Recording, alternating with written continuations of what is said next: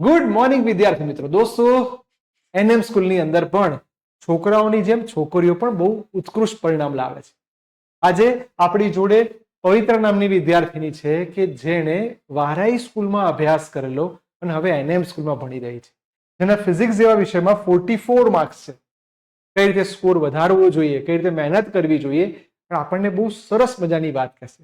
Please welcome Pavitra. Yes બેટા, છેલ્લા ટાઈમે આપણે કઈ રીતે મહેનત કરવી જોઈએ, શું કરવું જોઈએ અને કઈ કઈ વસ્તુનું ધ્યાન રાખવું જોઈએ?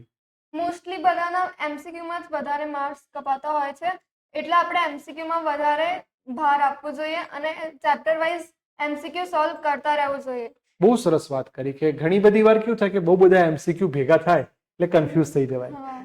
તો વાત એવી છે કે તમારે ચેપ્ટર વાઇઝ પહેલા તૈયાર કરવા જોઈએ અને પછી બધા ભેગા કરવા જોઈએ.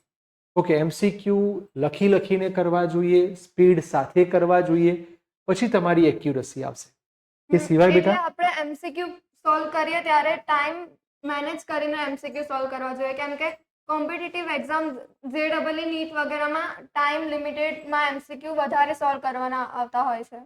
જેમ કે 1 મિનિટમાં એક જ એમસીક્યુ સોલ્વ કરવું, એટલે સ્પીડ અને એક્યુરસી બંનેનું ધ્યાન રાખવું જોઈએ. હા, અને થિયરી જેવા ટોપિકમાં બી કોન્સેપ્ટ ક્લિયર રાખીને થિયરી તૈયાર કરવી જોઈએ. તૈયાર યસ યસ કરવી યસ જોઈએ. યસ. તો થિયરી ખાલી ગોખવી ન જોઈએ, કારણ કે એમાં બી કન્સેપ્ટ તમારે સમજવા જોઈએ, શું કહેવા માંગે છે, અને ઘણી બધી વાત એ થિયરીઓમાં અંડરલાઈન કરવી જોઈએ કે હા, જેનાથી જે પોઈન્ટ રહી ના જાય. ઘણી વાર કેવું આપણને થિયરી આખી આવડે કે ના આવડે, પણ નાની નાની ક્યાંક મિસ્ટેક્સ થતી હોય એ ના રહી જાય. ને દાખલાઓમાં બી વધારે માર્ક એકમોમાં જ કપાતા હોય છે, એટલે એકમોનું બી ધ્યાન રાખવું જોઈએ. બહુ બહુ સુંદર હતું. બધી વસ્તુનો નિચોડ એમણે આપ્યો છે આપણને. બસ આ રીતે દરેકે મહેનત ચાલુ કરી દેવી જોઈએ. Wish you all the best બેટા.